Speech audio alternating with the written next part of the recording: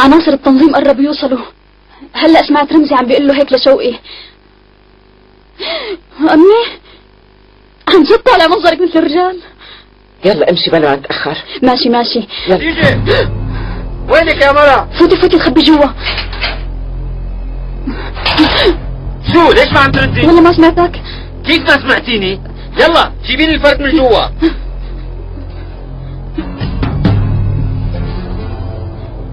يلا عجلي.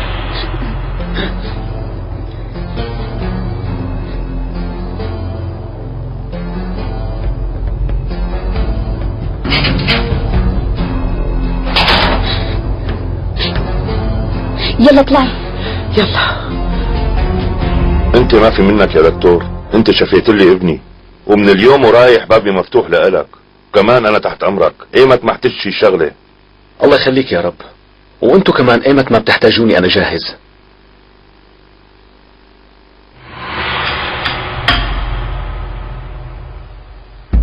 هذا لإلك، يعني مقابل خدماتك. لا معلش ما فيني اخده. شو قصدك؟ عم ترد الهدية تبعي؟ عن جد لا تاخذني، بس ما فيني اخده، يعني انا مالي شغل بسلاح. شو يعني مالك شغل؟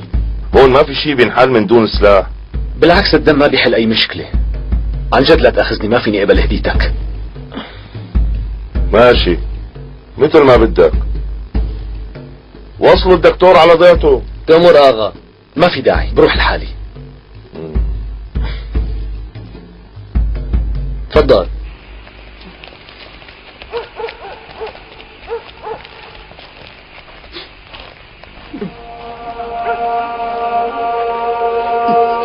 ما عرفني ما قلت لك صرتي مثل الرجال، من وين بده يعرفك؟ حضرتك شو عم تعملي هون؟ ومين هالرجال؟ هذا من ضيعتنا واجا مشان ينضم للتنظيم. كنت اخذته لعند عمر اغا. طيب رجعي على البيت وانا رح اخده. يلا الابري روحي على البيت، شو ما سمعتي؟ شرف معي لشوف.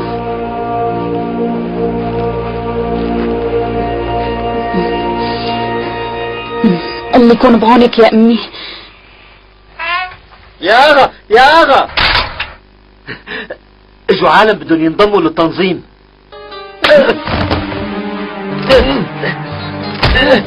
يا واطي يا حقير. ليش شو عملت يا اغا؟ قوم، اجتني كل الاخبار، قائم مقام راح مثل ما اجا، فاكيد بصير هالشي. انت واحد بلا شرف.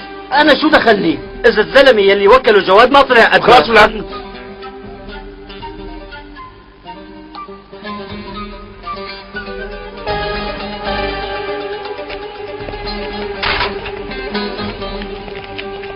اغا هدول يلي بدهم ينضموا للتنظيم.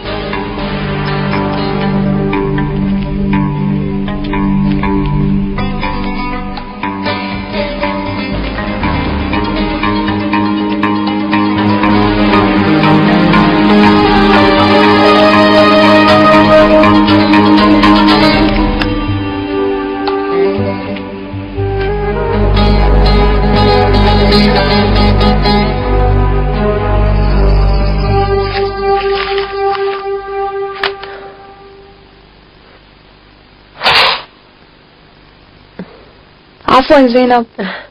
ولا يهمك. ديالا اجت لعندك. زينب اذا بتريدي بدي احكي معك. بعرف انك زعلانة،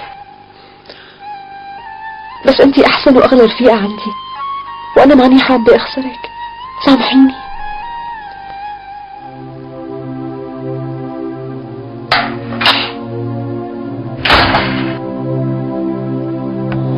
بابا ممكن تحكي انت مع ديالا؟ انا ما بدي احكي معه.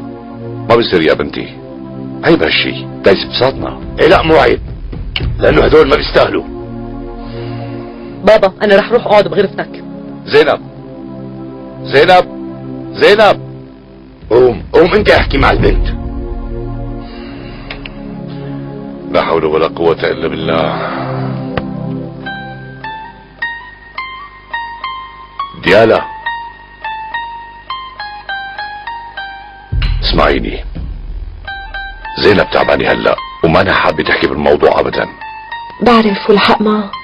الله يخليكي لا تأخذينا، يعني كله صار من وراء هالمسرحية ولسه ما في غير عم تكتب وتزت، يعني ما عم تعرف تكتب مثل العالم وفكرة كتير مشوش.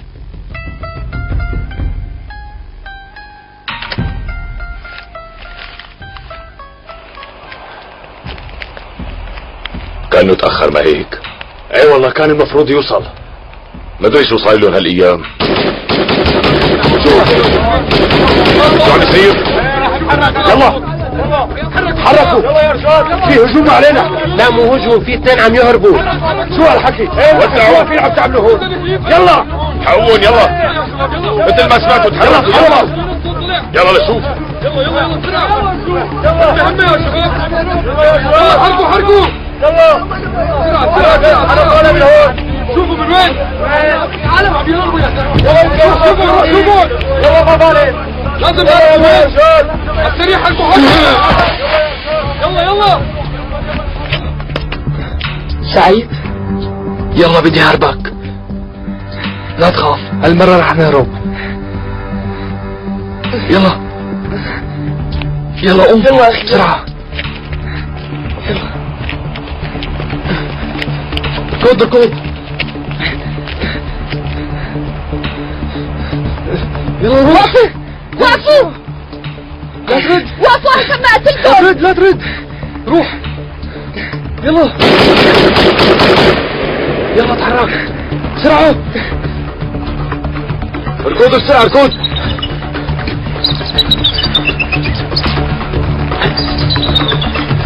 وقفوا. في اثنين هربانين. واقف مكانك. اخ يا رجلي.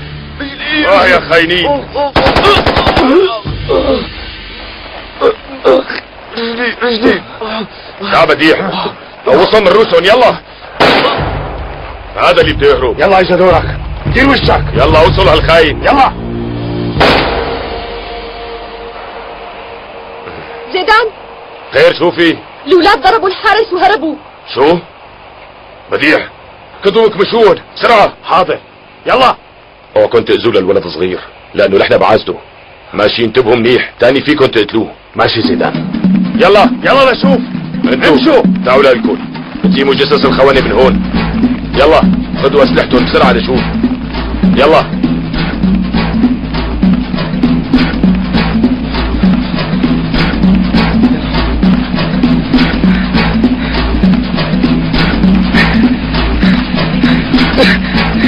يلا رجاء يلا.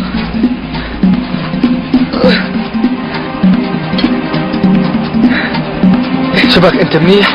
ايه اخي انا منيح. وانت؟ محل العملية كتير عم بيوجعني بس معلش انا بتحمل. وزعوا خلونا نحاوطهم. قولي يا اخي دول كمشونا. رجاء انت هروب يلا. وانت؟ خلص شو بدك فيني روح. لا ماني رايح. بدك تيجي معي، انا ما راح اتركك. انا عم اقول لك روح. يلا بسرعة اتحرك. انتبهوا لك شو ناطر روح.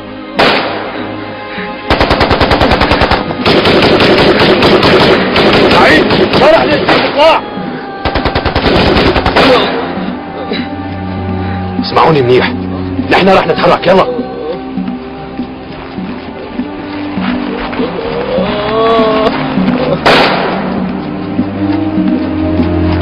تخبى.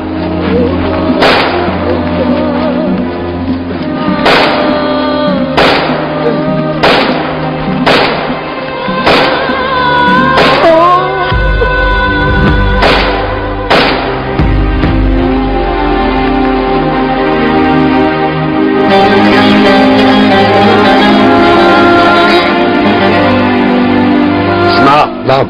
خذوا البارودة وفتشوا جيوبه وروحوا خبروا زيدان. حاضر بديع. بعدين زتوا الجثة بالوادي. ماشي. وانا رح روح دور على اخوك. يلا تعال معي. حاضر. يلا احمل معي. شو كيف صرتي هلا؟ في خبر عن ولادي؟ مشان الله يا دكتور طمني. خالتي هلا لا تفكري بهذا الشيء ابدا، ارتاحي وبس. لا تخاف يا دكتور انا منيحة. وما برتاح لحتى اشوف اولادي، بس ان شاء الله اشوفهم قبل ما اموت. رح تشوفيهم يا خالتي، انت اطمني.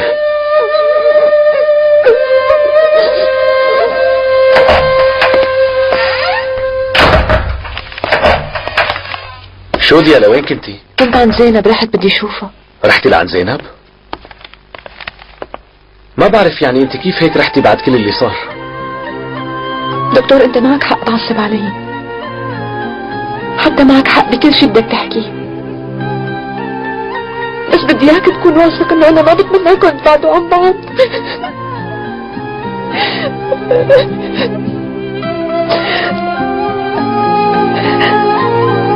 ديالا انا اسف، ما كان قصدي اجرحك. خلص يلي صار صار، وما عاد نقدر نساوي شيء. عمي حميد قال انه زينب تعبانه كثير، والمفروض انه هي تكون عم تكتب بالمسرحيه، بس قال ما عم يطلع معها شيء. بقى بركي اذا انت ساعدتها.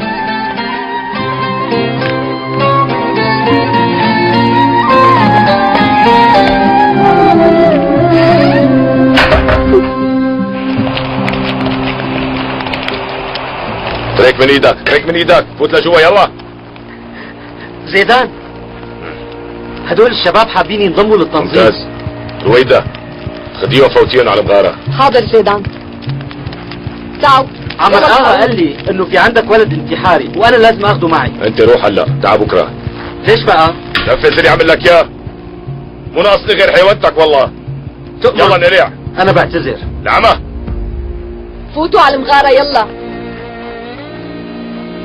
شوفي ليش عم تطلع؟ شو ما عم تسمع؟ فوت لجوا يلا. لك يلا فوت لجوا. طلع قدامك. يلا استعجلوا.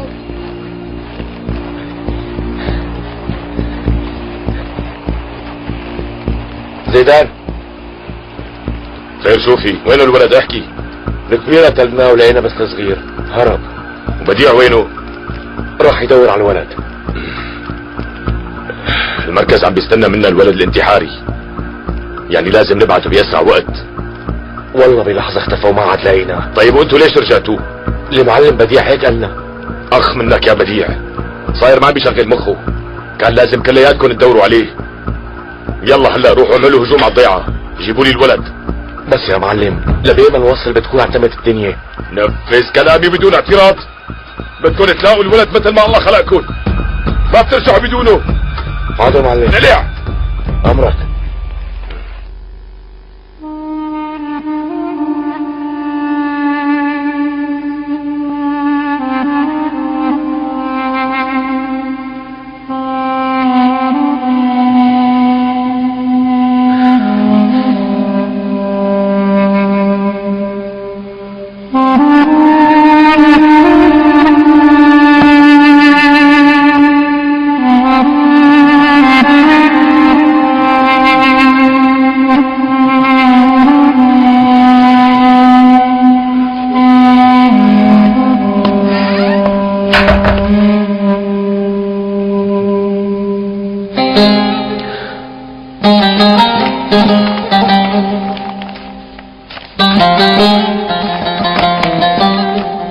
ديالا؟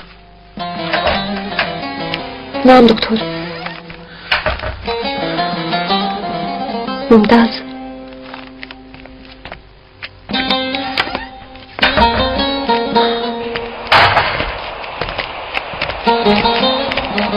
بس هلأ مو متأخر الوقت؟ اخدهم بكرة؟ لا زينب ما بتكون نامت، انا متأكد. طيب ماشي، تصبح على خير.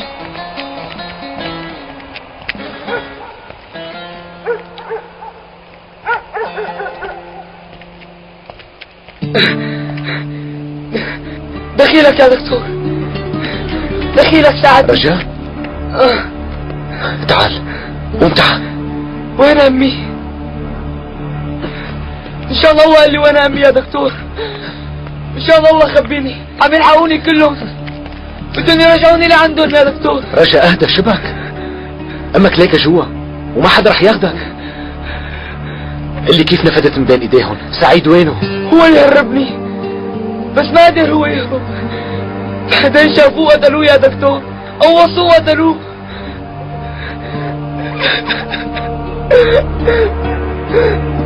طيب اهدى هلا، حاج تبكي. ليك امك ما لازم تسمع بالشي اللي صار ابدا، ماشي؟ يلا حبيبي قوم يلا.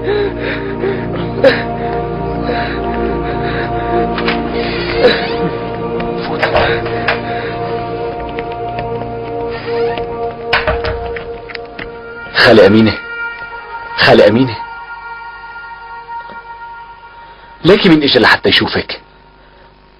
رجا عمري امي رجا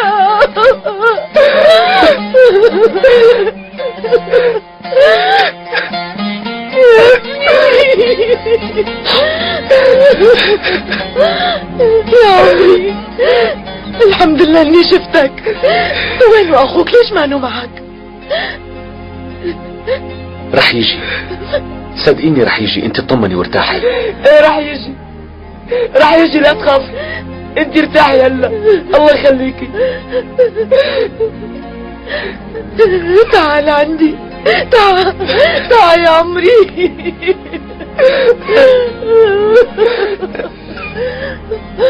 الله يحميك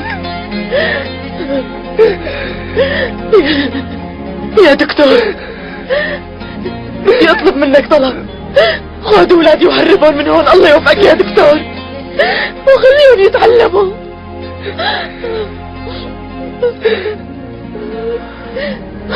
بوعدك اني ساوي هذا الشيء، رح هربهم ورح خليهم يتعلموا كمان. هلا فورا خذهم بسرعة. الله يخليك، هلا بيجوا بياخذوهم. الله يخليك، ما بدي اولادي يصيروا ارهابيين.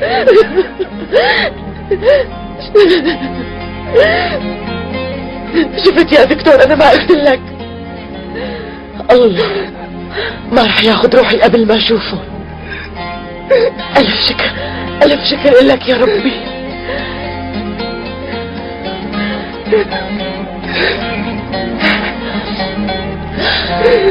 الحمد لله على كل شيء. دكتور طارق،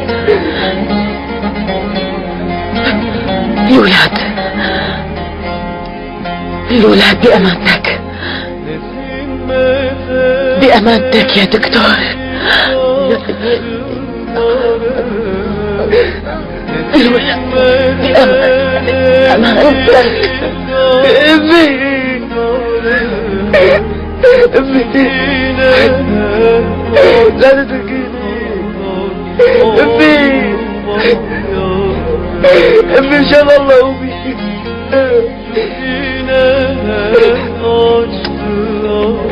ان شاء الله لا تتركيني لحالي يا امي، وينك تروح تتركيني يا امي؟ امي امي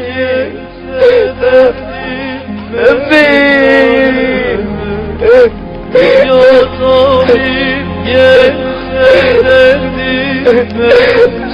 يا امي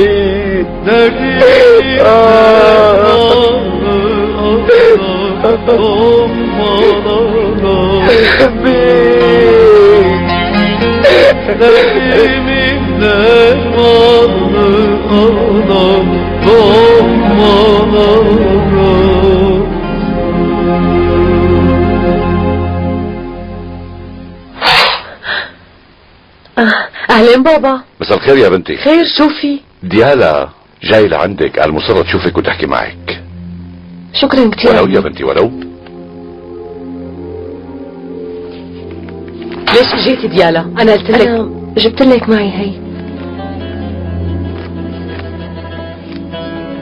هي المسرحية كتب لك اياها الدكتور طارق.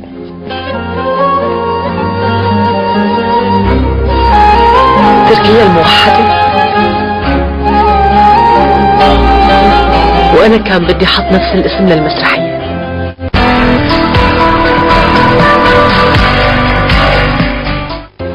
يلا لشوف بسرعة. شو صار معك رويدة؟ استعجلي بسرعة انت وياه. صفوا لشوف، يلا بسرعة صفوا لشوف يلا. لا شو هاد؟ مو مبين على هيئتكم اذا كنتم مقاتلين ولا خروق. شو مو ناويين يبعتوا لنا عناصر مثل العالم والناس؟ هلا بهدول بدنا نقاتل مشان حريتنا؟ باين من مصدرهم ما بينفعوا لشي.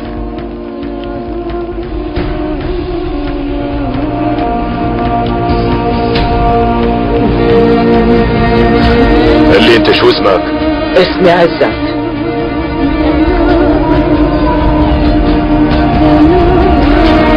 انا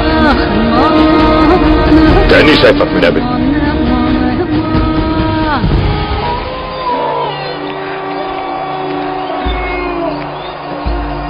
يلا رجا. ما فيني اترك امي يا دكتور طارق.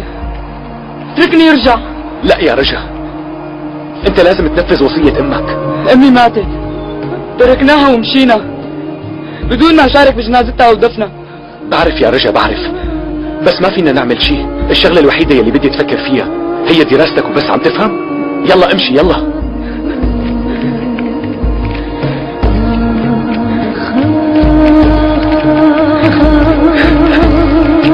اتركني، ما بدي روح لعند امي هلا. اذا بترجع هلا الارهابيين رح يخطفوك.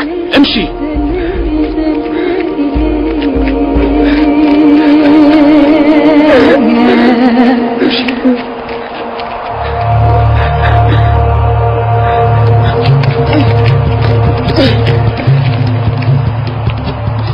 اخ بس لو قدرك امشوا.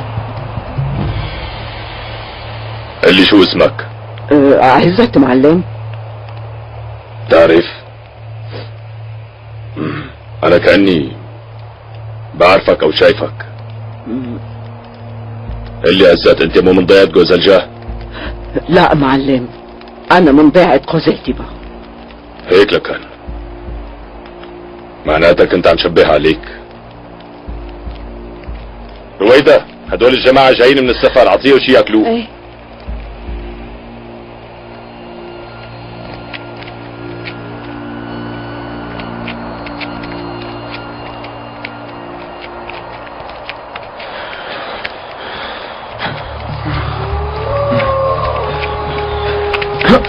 ما في حدا. لوين راح هاد؟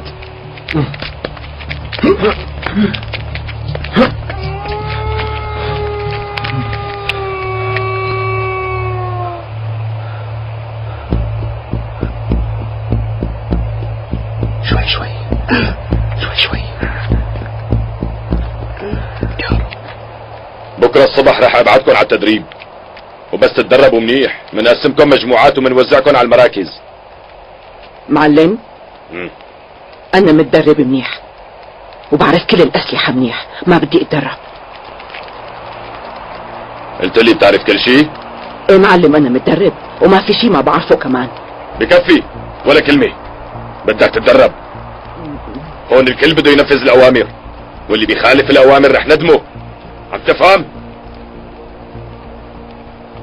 رويدة بدي تاخذيهم كلهم على المغارة، عم تسمعي؟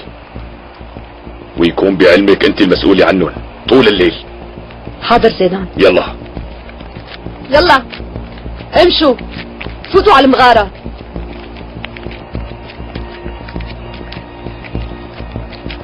شو ما عم تسمع؟ يلا امشي.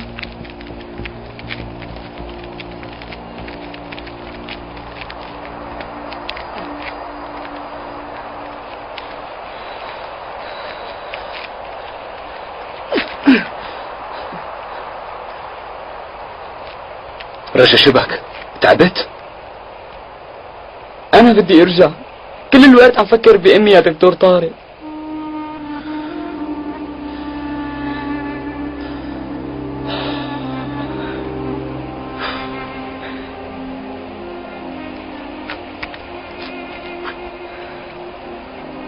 رجا اذا بترجع على الضيعة الارهابيين بياخدوك على الجبل. ما رح يقدروا يكمشوني، وبدي احضر جنازة امي.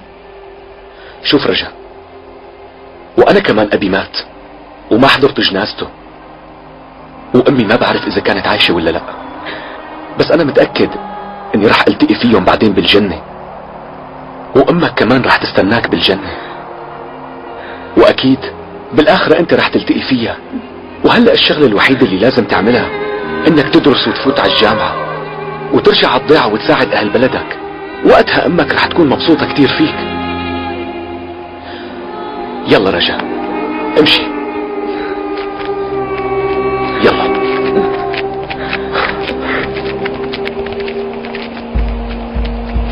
يلا حطوهم، خلي النار تقوى. حاضر بأمرك، رح حطهم فورا. مالي رايحة من هون قبل ما اخذ بنتي، بس كيف؟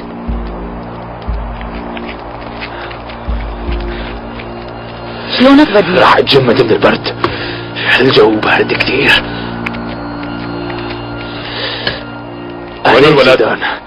والله ما لقيناه. لك انت شو عم تحكي؟ وين بده يكون راح الولد يعني؟ اكيد هلا بيكون مع الدكتور. دورتوا عليه منيح؟ دورت عليه بكل قرنة وما لقيت حدا فيهم. في عندك كل هدول الرجال وضيعت ولد صغير ما بيطلع طول رجلك؟ انت هيك عم تحرجني ومو عارفان شو عم تعمل. شو بدي اقول للتنظيم هلا؟ نسيت انهم طلبوا مني اولاد صغار مشان يجهزوهم ويصيروا محاربين؟ شو بدهم يقولوا هلا؟ زيدان ما قدر يبعث لنا ولد صغير؟ لا تعصب علي هيك. انا تركت كم زلمه هنيك وراح يراقبوا الدكتور طارق، واكيد راح يلاقوا الولد.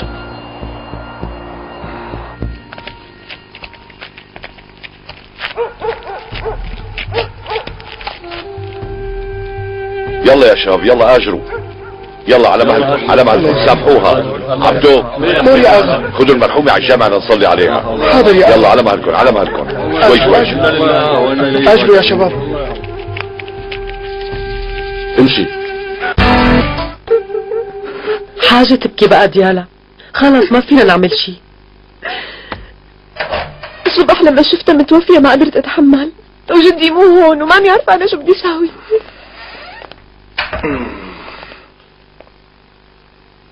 ليش وين الشيخ ابراهيم؟ اليوم الصبح بكير اجا خبر واخذوني شاني صالح بين عشيرتين. راح هو ومرضان مو هيك؟ هو هيك دايما يا عمي، ما بيسأل عن حاله بنوب. بعرف يا بنتي بعرف، طول عمره هيك. الله يحميه. وطالما الشيخ ابراهيم مو هون لازم نخبر المختار مشان يهتم بالجنازة. انا بخبر عمي. منيح. بعرف انك كنت متضايق من الست امينة، ورغم هيك ساعدتنا. شكرا كثير عمي. لا يا بنتي لا، من هالشغلة نحن الغلطانين، وجدك معه حق. ما كان لازم نترك هالحرمة وولادها لحالهم. وهلا صار لازم امشي. يا رب.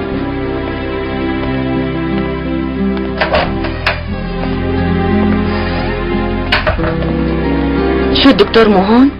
لا، من امبارح المسا راح. ما بتعرفي لوين؟ اخذ رجع المدرسة وقال هو بده يوصله. يعني بده يهرب رجل من الارهابيين؟ كان تارك لي هي الرسالة. امبارح المسا هرب رجل من الارهابيين واجا لهون. ويا ترى وين هي المدرسة؟ اكيد بعيدة، والله بيعلم شو صاير هلا، لأن الدنيا برد وما في حدا يسافر أبدا بهالوقت. مزبوط كلامك حنان. يلا روحي وخبري أبوكي مشان الجنازة. طيب ماشي.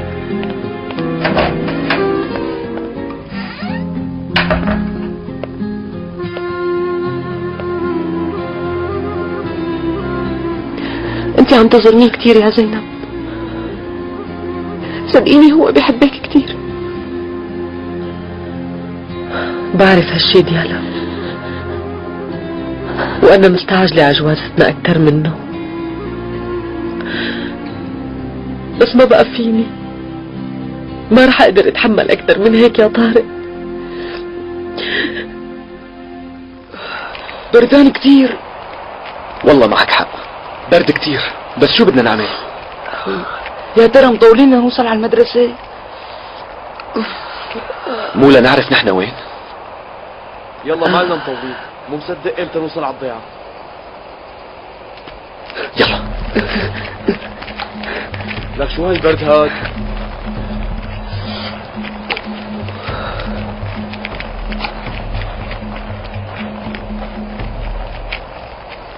السلام عليكم. وعليكم السلام. نحن رايحين على موزاريت، قال في مدرسة هنيك. ايه مزبوط، نحن راجعين من هنيك. والله سجلنا ابني، ما في داعي تعذبوا حالكم وتروحوا لانه ما بقى عندهم محلات. نحن من ضيعة صاصة واخر شي سجلوه ابني عواد. طيب انتوا بس قولوا لنا من وين الطريق. بابا ايه تعرف شو اللي صار بابا؟ والله تأخرت يا خانم. قال لي عبده انه امينة ماتت. ايه انا صرت اوصل اخبار الضيعة للمختار. ما في داعي تعذبي حالك حنان خانم. شو مفكر حالك انت بتعرف كل شيء يا عبد الراعي؟ رجع هرب من الارهابيين. شو عم تحكي؟ عن جد وليه؟ ايه والله مثل ما عم قل لك. والدكتور طارق هو يلي هربه واخده على موزارت. عن جد؟ شو هالخبرية؟ شو هذا الدكتور جاني؟ ليش دائما بيتدخل بكل شيء؟ شرف يا مختار. شو قررت؟ عشو؟ بدك تروح على الجنازة؟ ايه لك عبدو انت روح على المختار واستناني هنيك لحتى اجي. بس ما قلت لي بدك تروح على الجنازة مختار؟ لك ابني في عندي شغلة ضرورية بخلصها وبالحقك. ايه امرك مختار امرك. يلا روح بسرعة بسرعة. ايه ليكني رايح. وين راحوا هدول؟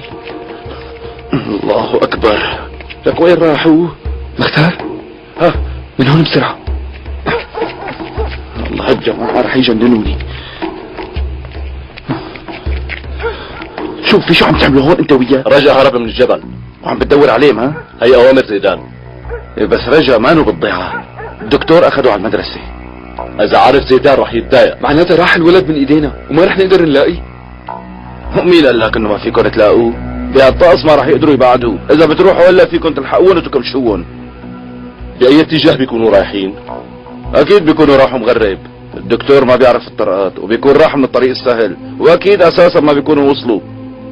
ويا سيدي اثار رجليهم بتكون معلمة على الثلج. يلا يلا.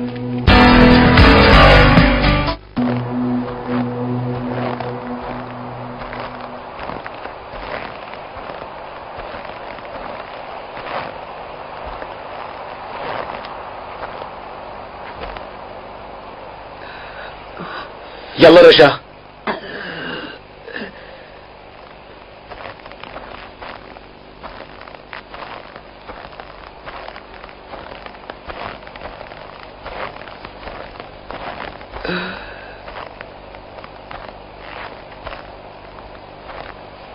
حميد ربك اللي شفنا هالاثنين.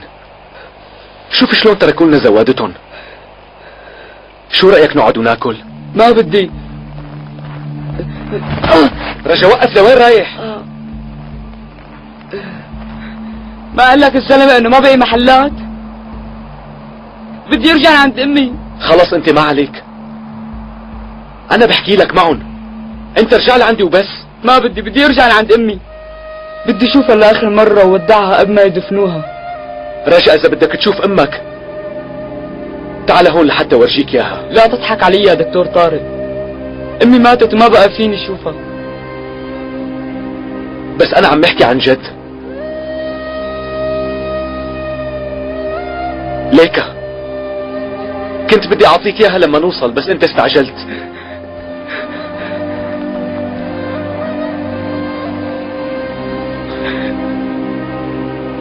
امي يا عمري انت. امشي خلينا نروح هلا، لسه الطريق طويل.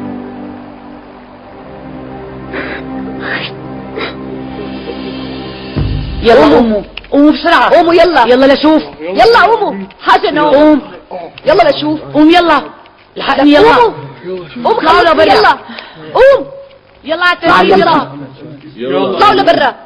شو بدك؟ اطلع لبرا. بدي اقول لك شغله معلمتي.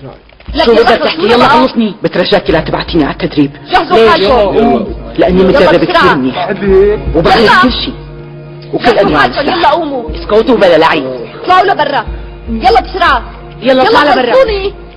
قال بيعرف كل شيء. قال فكرنا عم نلعب. يلا قوم يلا يلا اتحركوا يلا خلصوني بسرعة. امشوا يلا خلصوني. يلا استعد امشوا بسرعة. يلا بسرعة يلا شوفي يلا بسرعة عم يلا نلعب. بلا لعب. معلم انا ماني بحاجة للتدريب.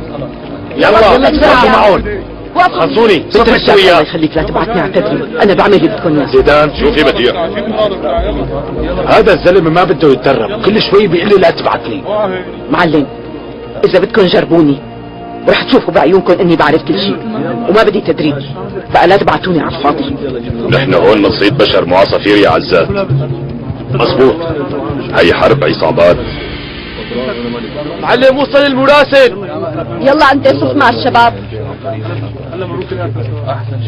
ايه شوفي، في إلك رسالة من المركز يا زيدان. عود الدفة. يلا.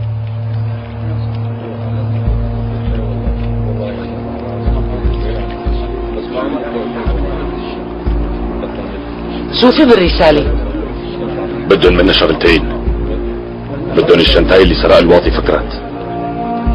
يعني ما رح نخلص من قصة شنتاية بقى؟